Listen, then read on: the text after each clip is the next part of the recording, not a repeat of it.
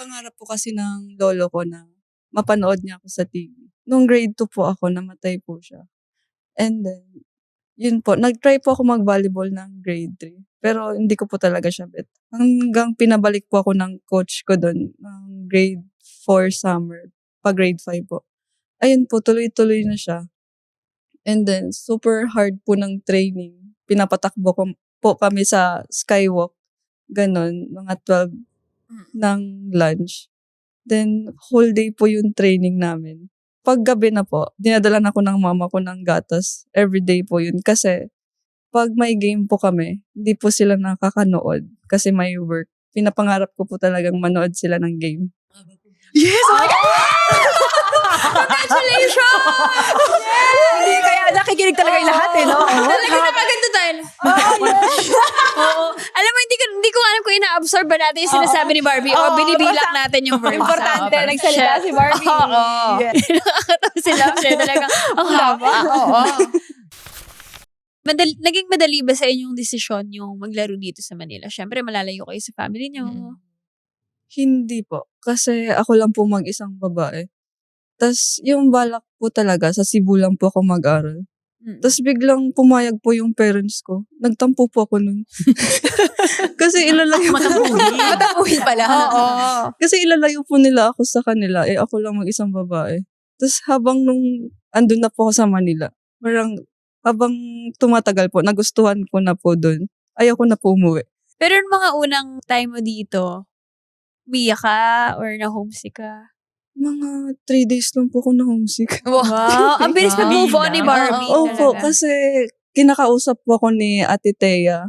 Gagate po nun eh. Tsaka ni Ate Faith na Bisaya po. Kaya feel at home pa rin po ako. Ikaw naman, Lam. Paano yung decision ng parents mo? Kasi only child ka pa lalo pala.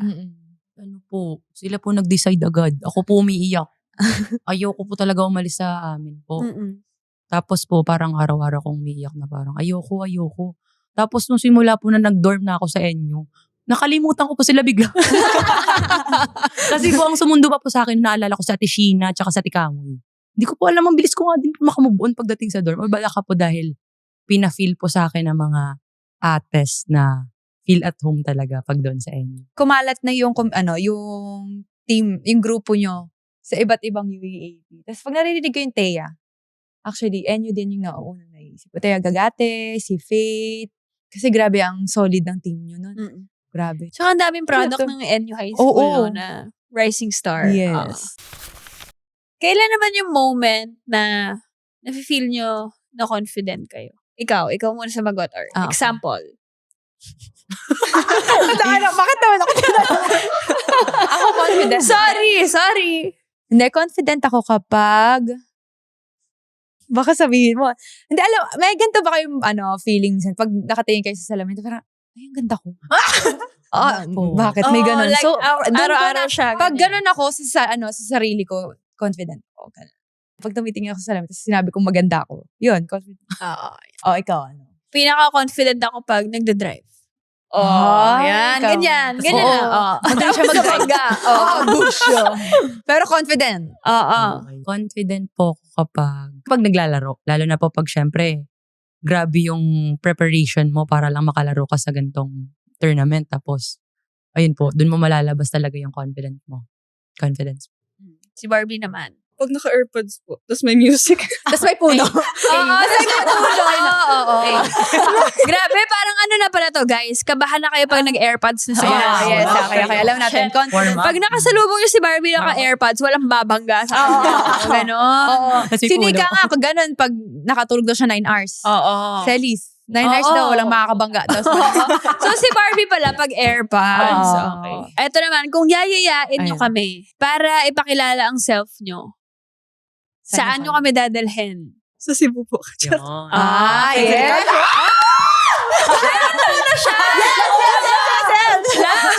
So, hindi siya nang ganun talagang sa Cebu. Sige. Bakit sa Cebu? Doon po ako lumaki and gusto ko po malaman niyo kung saan po ako nanggaling. Saan sa Cebu specific? Sa Liloan po. Ano meron sa province mo? Bundok. Kaya So, pag dinala mo ko dinala mo kami doon, titingin tayo sa mga Naka-airpods. Oo. Mag-airpods tayo at titingin sa mga puno. Doon kilala ang mga province mo, sa mga bulubundukin, mga ganun.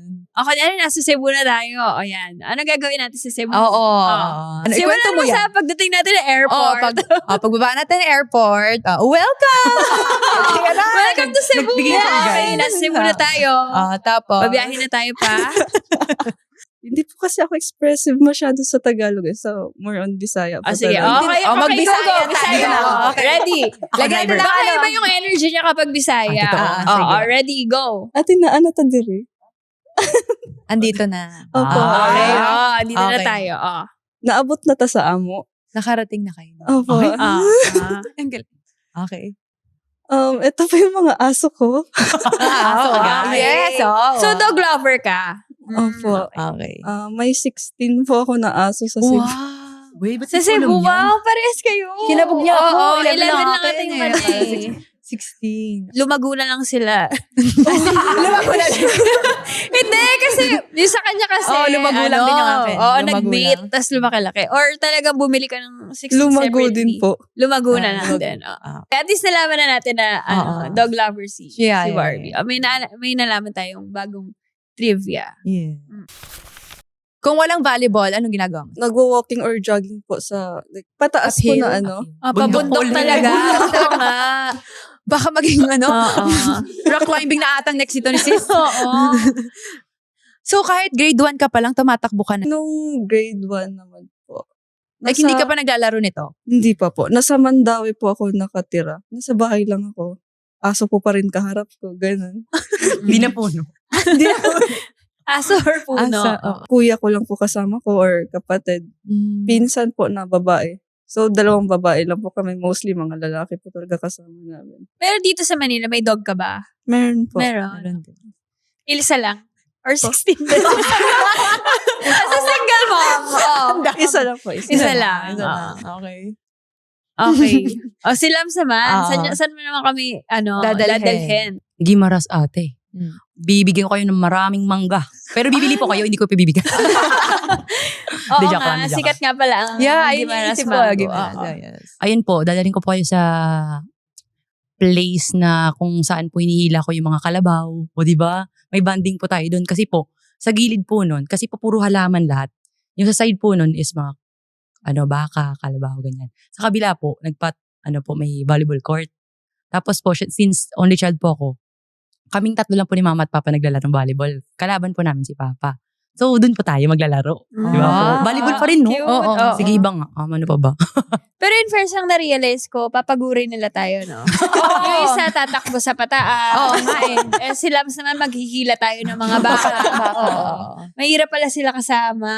Adventures Oo. lang, Pero Mga ikaw, person. Lams, kung bukod sa volleyball, ano na yung other mong ginagawa? Or nasan ka kapag di ka nagvo-volleyball? Bahay lang po or nasa kapitbahay po. Oo, nakikipaglaro ka? Opo. Tapos, ako po minsan po mag-aaya sa bahay namin. Minsan po sa kanila po. Kasi po, parang magkakapatid po sila. So, dun po kami nag-uusap-usap. Ganon, chika-chika. Grabe! Nabitin na naman tayo sa kwento ngayon! Kung gusto mo pa ng dagdag kwento, huwag mag-alala! Pag may time, kita tayo ulit sa susunod na episode! Grab a spot! Relax lang! At makitambay sa kwentuhan namin! Walang pressure! Chill lang! Follow us on YouTube, Spotify at Apple Podcasts para mapakinggan ang buong episodes ng Ang Podcast ng Mga May Time.